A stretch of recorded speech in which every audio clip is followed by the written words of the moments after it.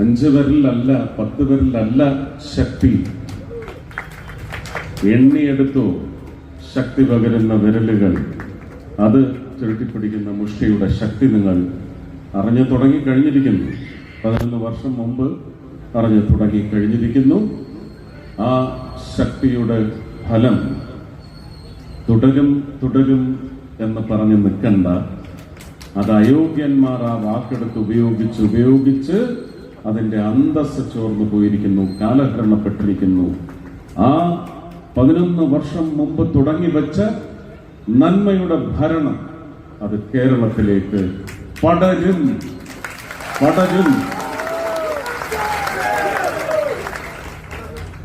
മോഹൻ ജോർജിന് ഒരു പക്ഷേ നിങ്ങൾ